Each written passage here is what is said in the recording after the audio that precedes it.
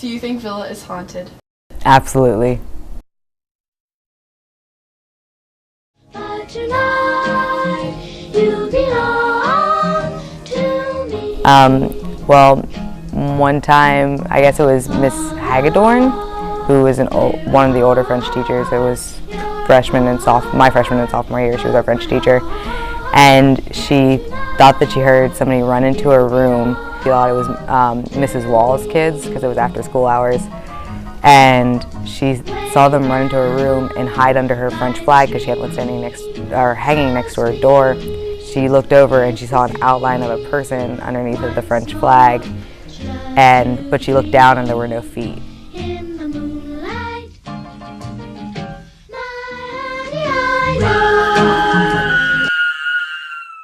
Is Villa haunted?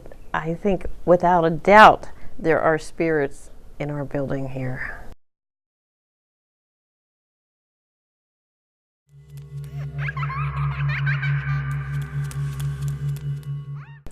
I was making chocolate-covered pretzels for Villarama with a group of students in the faculty dining room.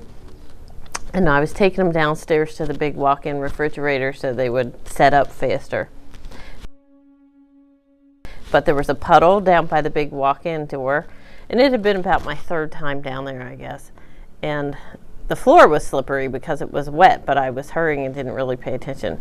And I came so close to falling, I slipped and almost fell and caught myself.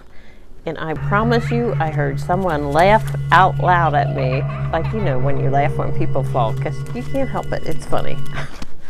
And I said, that is not funny, I almost hurt myself. And then the laughter went away.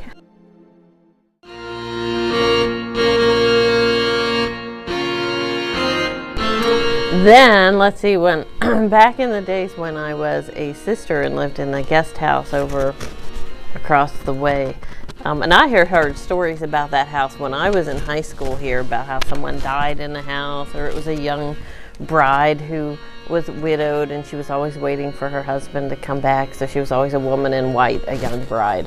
But I never saw her, but again, I heard things over there. One time I was over there, we were getting ready to watch a movie. We'd rented a movie and we were waiting for another sister to come home.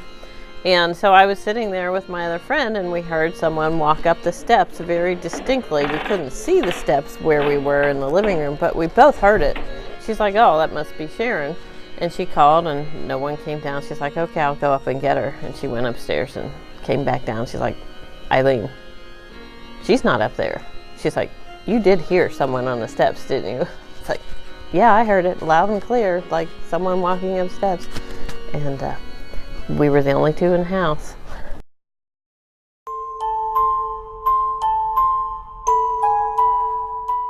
I had other experience living there, like someone at night, like if someone wants to wake you up, you know how they kind of poke you.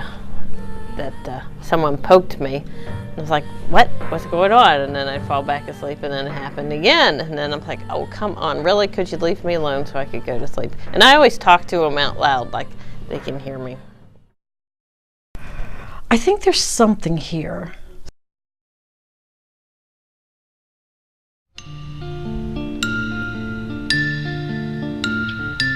This past Christmas I was here working, and the wall that separates my office and the sick room, I was at my computer and I heard somebody push on the wall.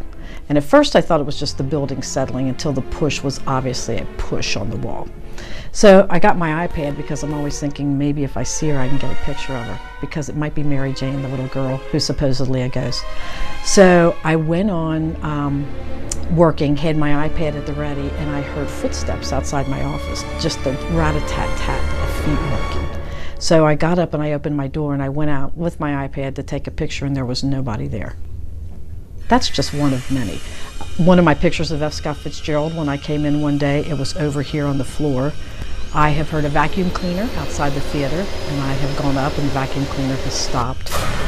The rolling of pennies happens sometimes when I walk through the hallway. She has hidden things. I find pennies in my office. Just recently there were pennies lined up by my computer screen. laughing down by the elevator when I leave, because I always park at the Holy Spirit entrance, and so when I go out I can hear her laughing. Once in a while I walk down there to see if there's anything, but I've not seen her.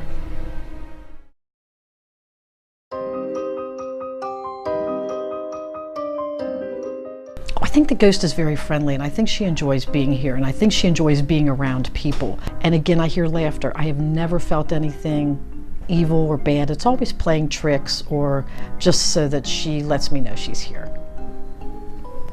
It didn't frighten me when I lived there. It was just part of the house. They aren't like scary, bad, evil presences. We used to have someone who worked here years ago who claimed to have the ability to see spirits and ghosts, and she said none of them here are like that. They're more protective presences in the building.